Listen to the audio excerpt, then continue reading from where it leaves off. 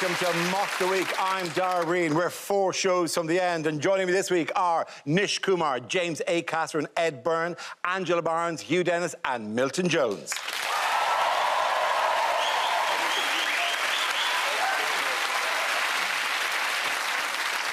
We start now with a round called Picture of the Week. I show the panel a topical image and ask them to tell me what's happening. So, teens, what's going on here?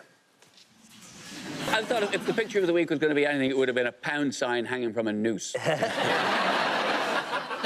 It's my fault. I asked for this picture because I just wanted to check that the camera I put in his hotel room was working. Is that Keir Starmer getting the news that the bad boys are back on Mock the Week? Yeah!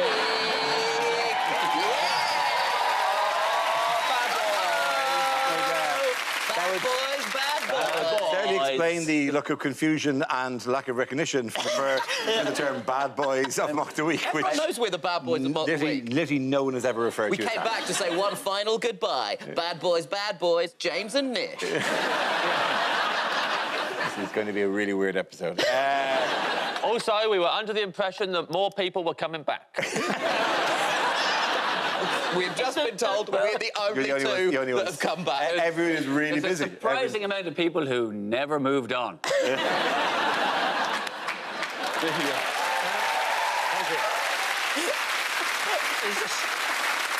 Is it Keir Starmer haunted by human face in yellow sofa cushion?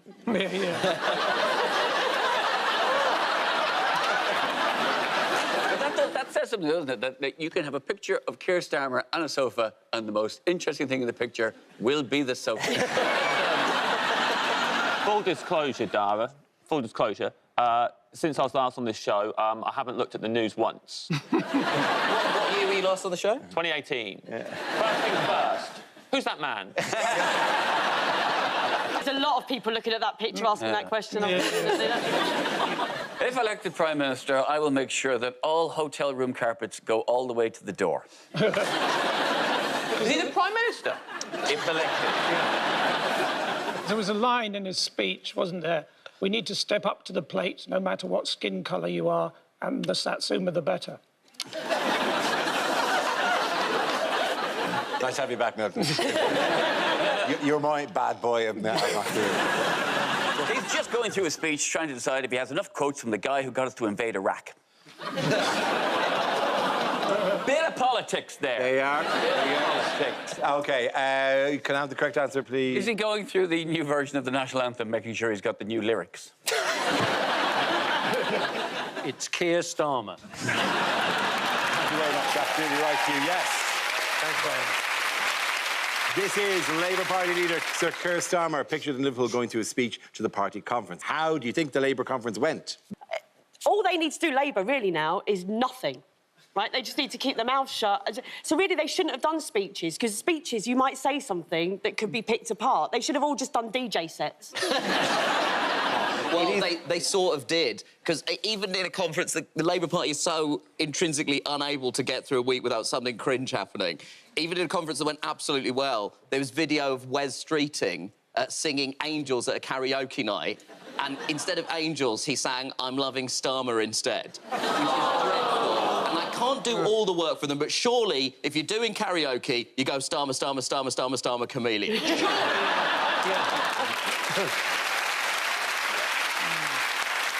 Yes, they're in the unusual position, the Labour Party, of wanting to not say anything while at the same time teasing up the stuff they may or may not do. It's like those trailers you get when they haven't quite made the film yet, but they give you a little, like, just say, the new Star Wars, and they just put, like a mask down and have sort of go, into the voice. And you go, oh, is that going to be...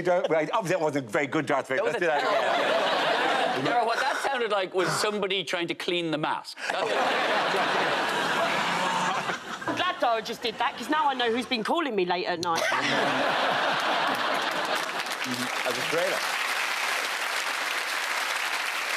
You're less voice of Darth Vader and more what he looks like when he takes the mask off. Oh! I mean, you mean the melty guy with all Yeah, kind of like... that's what I mean. You already have, Luke. You already have. That's him. That's I tell you what, you can tell there's only one woman on this episode. We got to Star Wars in 5 minutes. Yes, as we know, calm against drugs.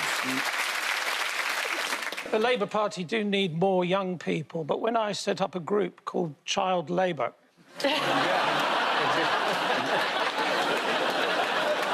Inexplicable. What was Sir Keir Starmer's big policy reveal? He announced a thing called Great British Energy, I think. Yes. And the bad bit is that it's actually going to be run by Paul Hollywood and Prue Lee. Don't say those names. I don't like...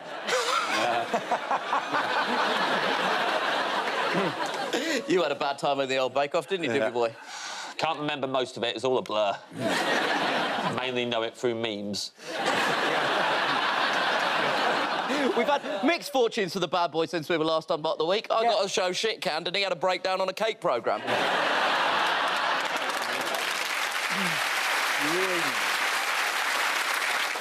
Little news. Did anyone see what happened to the pound this week? The pound fell to its lowest level for 50 years. But look on the positive side, if we are back in the 1970s, that's fine, because I'm still a child and the whole of Mock the Week is still ahead of me. I don't know. Second time round, we might not book you. Put it this way, my independent financial advisor has moved back with his parents. Just a quick shout-out to Kwasi Kwarteng's other half. I'm not sure if he's married, but he has a partner who presumably sent him off to work on the Friday going, hey, good luck on your big day. I'll tune in, I promise I'll tune in. And then in the middle of the day, flicked on the table and went, oh. And then there's a really awkward evening of, do you want to watch the news? No, you don't. I was just going to check our pension. No, I don't want to check the pension. Do you think it was really him, though, or do you think it was a Kwasi Kwarteng? They're going to have to cut public spending because they're going to have to make up the shortfall somewhere. And I would suggest if they're going to cut public spending, potentially we replace Liz Truss and Kwasi Kwarteng with 2 bags of salt and vinegar crisps. Because, first of all, it would save about £316,000 in their individual salaries. And also, given the events of the last few weeks, truly 2 bags of crisps would have done less economic damage because they wouldn't have had mouths to open.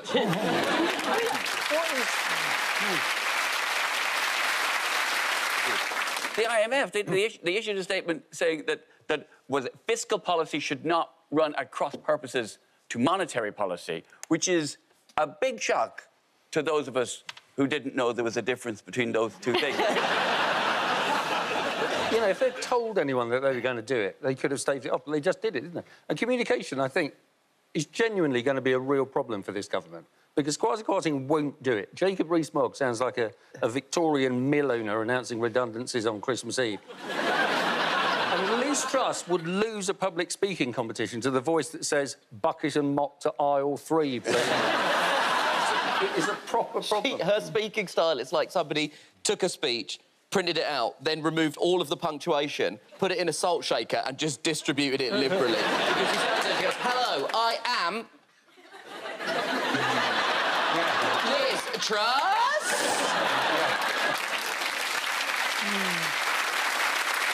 No, I'm not accusing anyone of being evil, but I think if you were evil, then your manifesto would probably include lifting the cap on bankers' bonuses, right? I mean, what are they going to do next? Outlaw Dalmatian killing? What? Oh, fuck that, didn't I? Yes, I mean, Dalmatian killing is already outlawed. Legalised Dalmatian killing is probably what you meant there. What are they going to do next, people? What are they going to do next? Outlaw Dalmatian killing? This country is built on Dalmatian killing. Can I just say on Dalmatian killing, you can see where it's heading. Join the dots.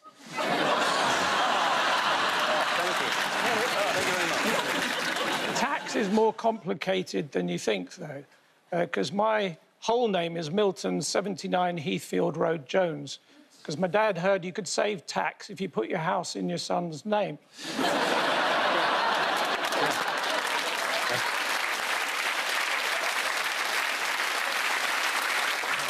It's worth the same as it's always been.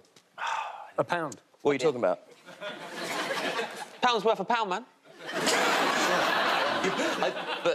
Seriously. What about with buying other currencies? Pound to the dollar. Why would I buy another currency? I've got a pound.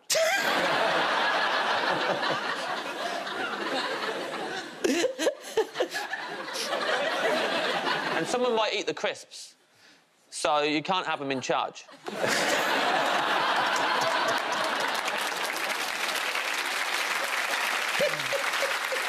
James, can we meet after the show? I've got an investment opportunity I want to talk about.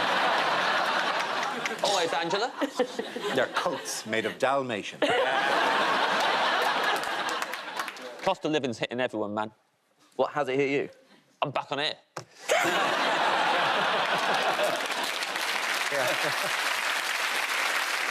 One last suck at the teeth for you, is it? That's what you said to me backstage. Yeah. At the end of that round, the points go to Ed, James and Nish. Bad boy. Now we play a round called If You've Enjoyed My Work on Mock the Week, Why Not Come and See Me on Tour?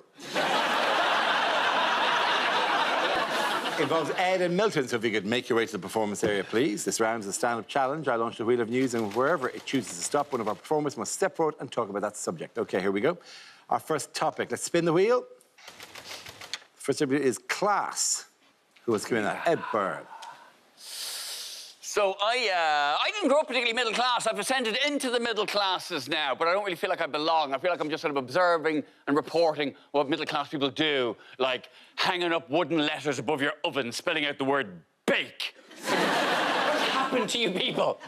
What has happened to you that you suddenly need all these ornate wooden post-it notes in every room in your house, remind you how to use each room in your house? You go to a middle-class house now, every room you go into is like going into an escape room. You know, what are we doing here? I don't know, check the cushions. Oh, apparently we should live our best life. Look for more clues.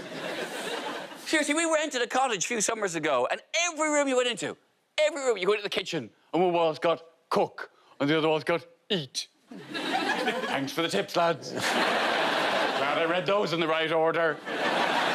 You go into the living room, and one wall's got chill, and the other wall's got relax. You go into the bedroom, above the bed, it's got love. Oh, my God, I'm gonna... Just wandering around this cottage going, was this place decorated by the dude from Memento? Seriously. So, you know, last day of that holiday, I went to the craft shop. Bought myself some letters. They can't withhold your deposits because you added decorations to a property. That's not a rule. Went in that bathroom, just put shit above the toilet. It's gotta be done. Tasteful wooden letters, little white lights, Times New Roman. Into the shower enclosure with me stencil kiss just to go cheeky wank. It's gotta be done. Small victory, innit? Cheers. Thank you very much, Ed Byrne. That leaves us with Milton. Let's see what your topic is. Let's spin the wheel. The topic is anger. OK, Milton. Again? People are angry. I'm angry, you're angry, Ed's angry about letters. The railway workers are angry. I saw them demonstrating in the street the other day. I went out, took them some ice cubes as their placards demanded. Turns out they wanted justice.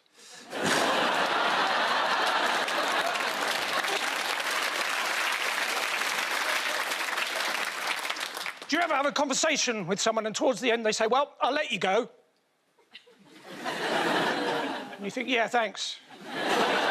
Oh, I see what you're saying. You're trying to make me think that you think that I've got better things to do. But in reality, you're saying that you've got better things to do. Well, next time someone says to you, I'll let you go, say, no. Shut the door. If they make a sudden dive for the window, grab them by their ankles. As they're dangling 4 stories above the car park, scream, this has all been a terrible mistake. Say, OK, I'll let you go.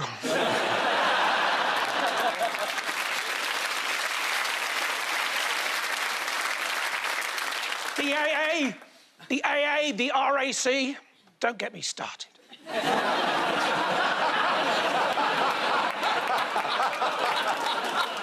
My own particular bugbear is a cross between an insect and a mammal.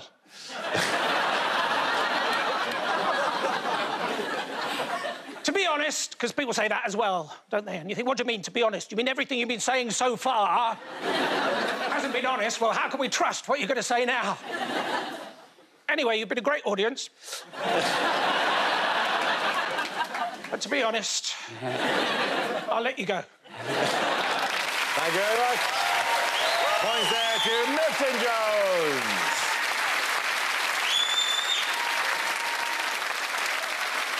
Our next round is called If This Is the Answer, What Is the Question? On the board are 6 categories. Milton, it's your 50th show and your final show. Which category would you like? What do you mean it's my final show? I've just decided. Thanks a lot. Which category would you like, Milton? Betrayal.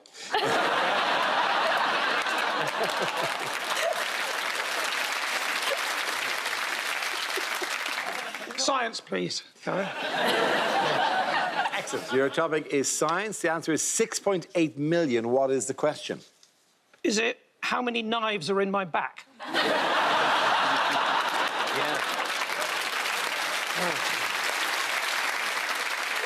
Is it how many of the 1 million people who live in the Donbass have voted to join Russia? Is it how many dock leaves would you have to rub on the songwriter's sting before he disappeared? How far short are we of the 6.8 million people we hope would sign the Save the Mop the Week petition? Is it how many points would I have on my licence if it was illegal to drive whilst devilishly handsome? Hell yeah. Is it how much did my sex tape lose at the box office? Is it how many waterlogged Paddington Bears are currently filling up landfill in winter? In the song, the 6.8 million days of Christmas, how many scarecrows were a skanking?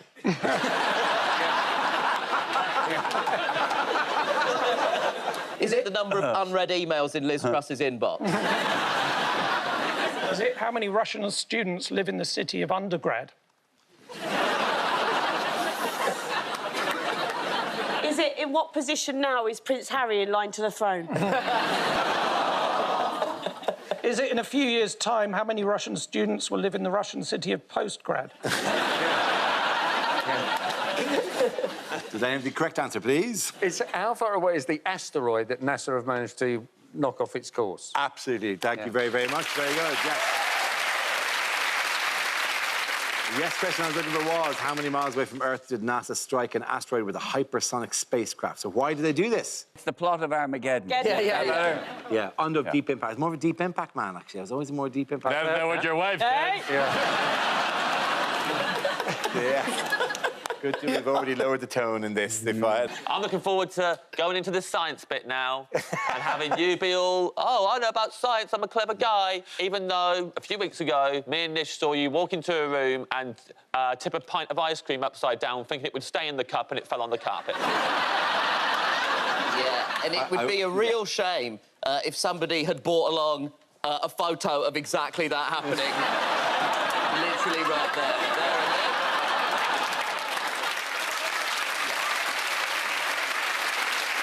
There and there. Look, Walk us through this, science boy. OK. There's lactose intolerance, and then there's throwing a fish. In Dairy Queens in Canada and possibly in America, where they pour your ice cream and then they turn it upside down quite dramatically and then go, yep, there it goes, and hand it to you, right? Yeah. And then To demonstrate its thickness? Or it's just out. It fills the cup, like whatever. And then I walked all the way from the Dairy Queen to the, like 10 minutes later, arrived at the cup and I said, oh, they do this amazing thing. And I turned it over and forgetting that my hand had been holding it for 10 minutes as I walked back from the place. So it paused for a second. There was a delicious second where it held and then it started to move. Oh, Dara, I hope Brian Cox isn't watching this. And then it moved all over my hotel room floor. That's me facing the window because I laughed so much I turned into the guy from the end of the Blair Witch Project. At the point that happened, did you go, I shall call it gravity?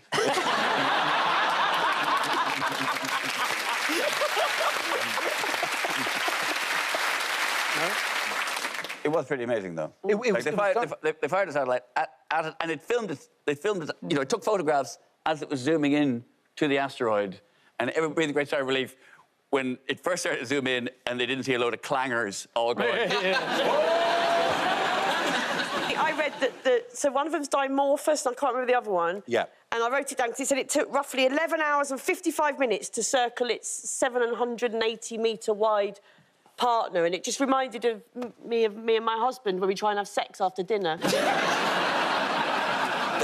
You're circling around for that. Circling around 11 hours. And he deflects you by changing your velocity until eventually you're drawn into a tighter and tighter orbit. Oh, man, I'm horny as hell. Why did this show get so horny? But we finally allowed women on.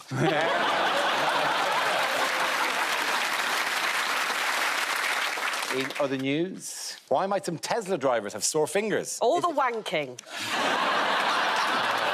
Come on. I get you the point you're making, but I don't know the mechanics of that actually work. My fingers are very sore. It just makes sense. That's how I do it, like a squirrel. Or is it perhaps just from going on Twitter to blindly defend every single thing Elon Musk does ever? I don't know if that's necessary. I think you can buy the car without thinking it has anything to do with Musk. Musk seems so... Oh, that's because you have a Tesla, Dara. Yeah, well... Whereas I do think he is strange. He's holding his face on. Do you think if he was involved in a scandal that went on and on for ages, it would be called Elongate?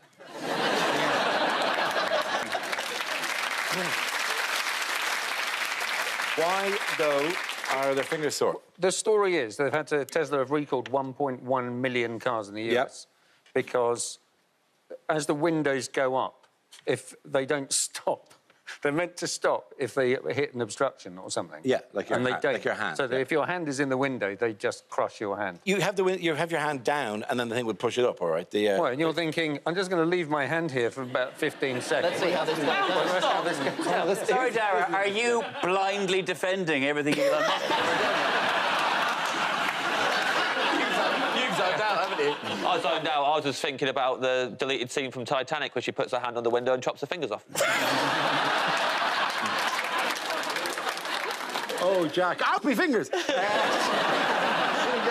Can I get onto the board with you? She says, no, there's no space here. He goes, there is, because your fingers aren't taking up any space. So if you just move along with your palms, come on to the rest of the door, and I'll be okay. Is that okay? Can I come on, Rose? No, you can't. You can't. I got no fingers left. You're not getting on the board. Freeze! She's actually called Rose because when she was on the door, she had to row with her arms.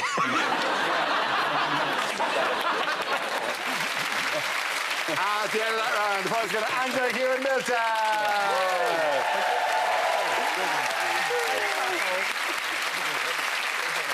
Now we come to scenes we'd like to see. So if everyone can make their way over to the performance area, I'll read out this week's topics and we'll see what our panellists can come up with. OK, here we go. The first subject is things you wouldn't hear on a travel show. I'm not going anywhere.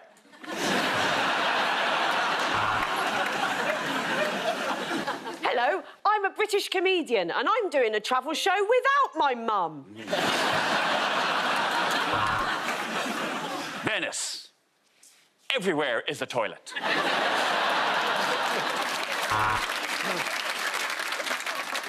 Well, what can I tell you about the Baltic? Never walk through long grass, just in a pair of shorts. Welcome to The Joke's on Me, the only travel show hosted by a flat earther.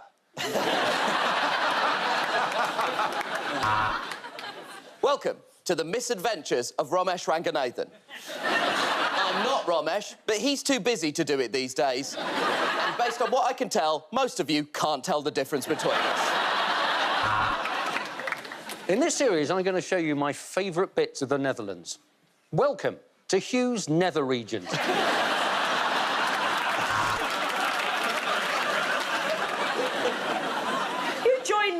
In New Zealand. Apparently, Lord of the Rings was filmed here, but they never mention it.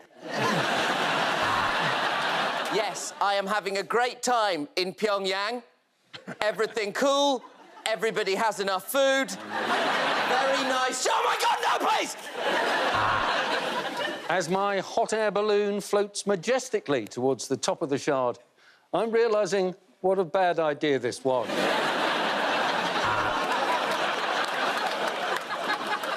What happens in Vegas stays in Vegas.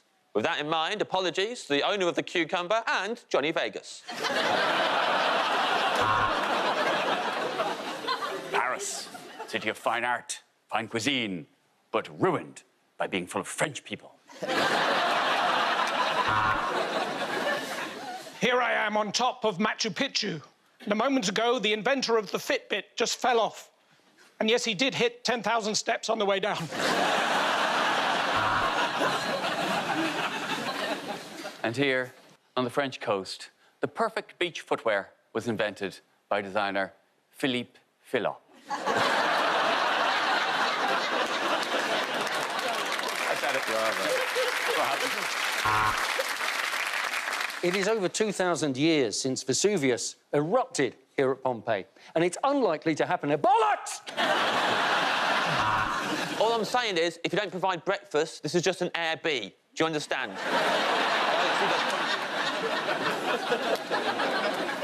On this episode, we're in Malaysia because that's right, your licence fee paid for another 2 comedians to go on holiday.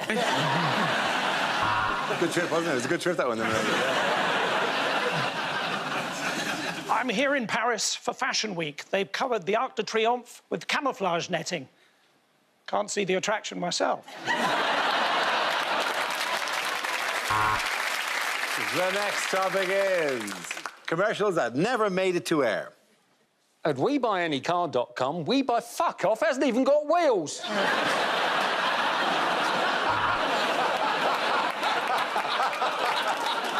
Quasi, gamble responsibly. The Happy Meal. It's neither of those things. From the people who bought you NutriBullet, the NutriGun. Find nutrition into a hole of your choosing today. Oral-B. But on the other hand, you got an A for anal. Head and Shoulders, the perfect shampoo for people with hairy shoulders. Do you want children to learn about deadly skin diseases? Then buy The Adventures of Leper Pig. Kids and grown-ups love it so. The comedy of Frankie Boyle. Come back, Frankie!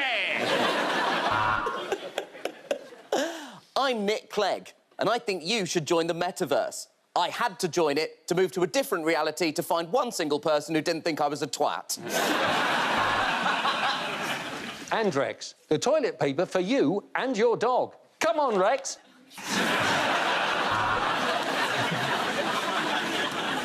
Do you suffer from male pattern baldness? Sucks to be you.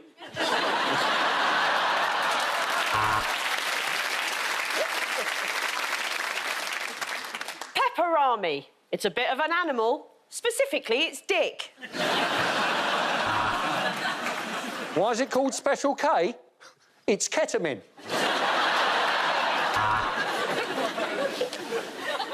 Why not travel by megabus? Now Mock the Week's ending, Dara Briain might actually be on it. Hello, I'm Jennifer Aniston. How do I look like this? Well, it's called the Witness Relocation Scheme.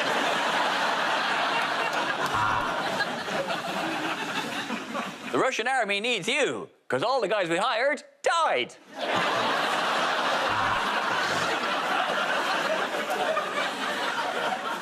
Can Nish and I survive Mock the Week without Ed Gamble?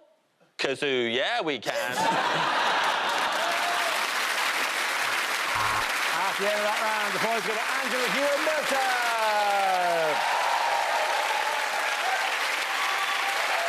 And that's the end of the show. This week's winners are Nish Kumar, James Acaster, and Ed Byrne.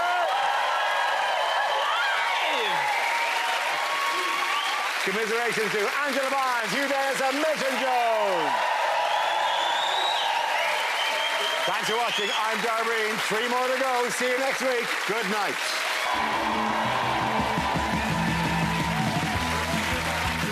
So the crew are back, meaning the great British public, helping out with the jokes and banter. Romesh is in the house and his wonderful mum. The Ranga Nation, Sunday at 10 on BBC 2.